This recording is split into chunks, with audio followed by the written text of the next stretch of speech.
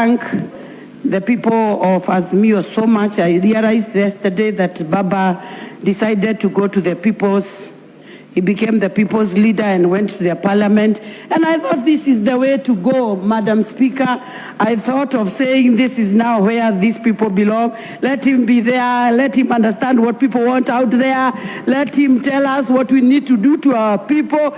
Instead of fighting us, let them tell us what we are supposed to do. We do not have another country, and all of us need to stand for this country and stand for what is right regardless of where you are. So I would want to request our people that as we move on, let us now move on as a country. The other thing, I would want to thank our president so much because of the issue that he came up with of the removal of our people from CRB. You realize that there are some people who are just unable to pay their debts, and now that they are defaulters, but because of the economic situation in the country, they were not able to pay, and they were listed among and blacklisted with the people who never pay their debts, and they were outlined as defaulters. I thank the president so much for giving these people a second chance so that they can be able to get loans, and especially where I come from, our people believe in working for themselves and earning their own money. And so when they are given an opportunity where they can get some small loans and can be able to access instead of being blacklisted, I really want to thank the president so much, because I have seen especially the boy child, young and the old, when they do not have money, then these are the people who are resorting into so many suicidal cases even in our county.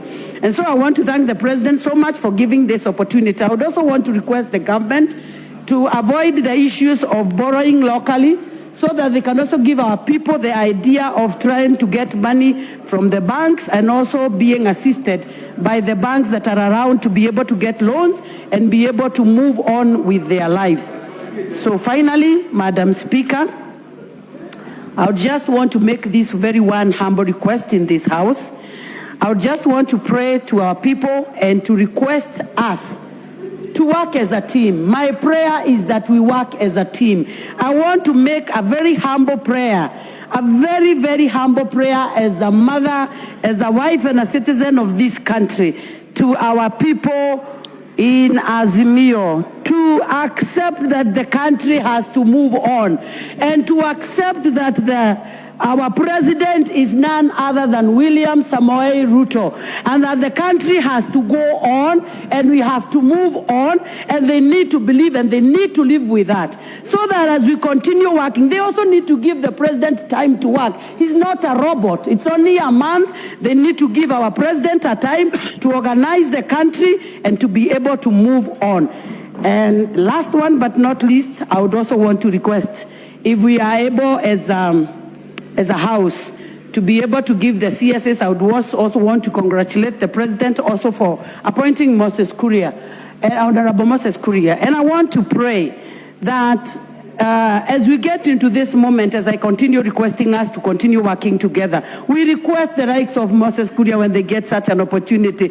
Let our greatest request be that we get industries, manufacturing, and all what requires our young people to get job opportunities. We have so many young people outside there languishing in poverty, and they need to hear from us. So I would want to pray that as we support the president, let us support the cabinet that he is bringing in, so that our people can be able to move on. And above all, let us have a cry for our young people who are jobless, so that they can get an opportunity to be able to get a living. Thank you so much, Madam Speaker.